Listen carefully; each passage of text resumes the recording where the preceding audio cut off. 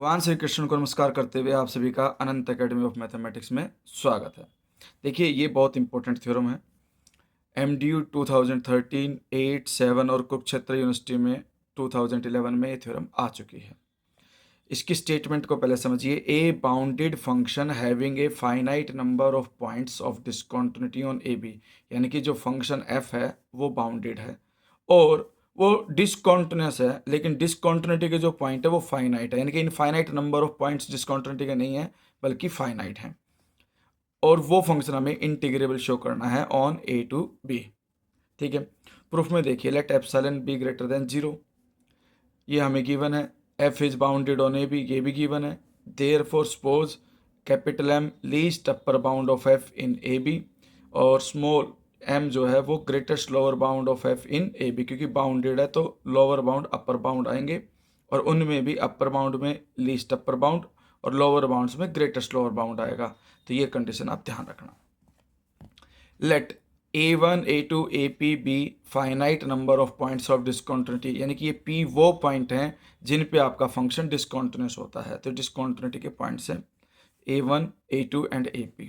Now consider a partition p of ab such that all points of discontinuity get enclosed in p non overlapping the sub intervals, यानी कि a1 dash a1 double dash a2 dash a2 double dash A P dash A P double dash, यानी कि ये हमारे पास किस तरह से बने उनको समझिए। मान लो यहाँ पर ये ए वन है तो ए वन को बाउंड कर रहा है ए वन डैश से ए वन डबल डैश, फिर ए टू को ए टू डैश से ए टू डबल डैश। तो इस तरह से ये इंटरवल हैं जिनके अंदर ये डिसकंटिन्यूटी के पॉइंट हैं। और नॉन ओवरलैपिंग का मतलब है फर्स्ट सेकंड थर्ड जितने भी इंटरवल्स है किसी में भी कोई भी पॉइंट कॉमन नहीं आएगा एक दूसरे में से। ठीक है, तो ये कंडीशन आपके पास बनी। और सच डेट, और ये इस तरह से लेंगे, such that total length of these intervals is less than epsilon by 2 capital M minus small M. ये आपको थोड़ा सा ध्यान रखना पड़ेगा कि हम यहाँ पर इतनी माइनर लेंगे, जो डिफरेंस इनका आएगा डिस्टेंस मतलब लेंथ जो आएगी वो epsilon by 2 into M minus m. Epsilon को हम कितना भी छोटा कर सकते हैं, इसलिए हम कैपिटल एम माइनस एम करोगे पॉजिटिव क्वांटिटी से डिवाइड करेंगे तो ये उससे भी छोटा आएगा। We observe that partition P can be divided into two types of subintervals। अब टू टाइप से हम इसको डिवाइड कर सकते हैं। सबसे पहले all the subintervals a1 dash a1 double dash, यानी कि a1 dash a1 double dash a2 dash a2 double dash ap dash ap double dash. ठीक है, total contribution of the to the oscillatory sum U F P minus L F P, यानी कि जो difference होता है उसको हम oscillatory sum बोलते हैं, from these sub intervals is equal to summation M R minus M R, मतलब capital M R minus small M R.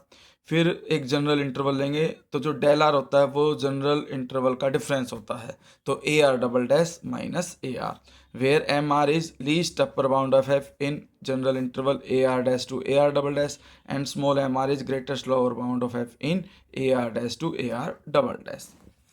अब ये कंडीशन है आपके पास, तो ये लेस देन और इक्वल टू हो जाएगी इससे अगर मैं कैपिटल एम और एम रख देता, क्योंकि जो एम आर है वो इस एम से लेस रहेगा और स्मॉल एम आर है वो इससे, तो जो डिफरेंस है वो ग्रेटर आ जाएगा। ये कंडीशन लिख रखी है, ध्यान रखना।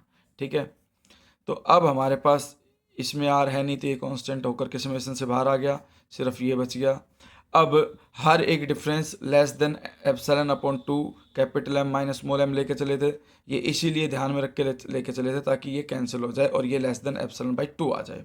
तो एक कंडीशन तो ये है, ठीक है, कि जहाँ पर oscillatory sum less than epsilon by 2 है।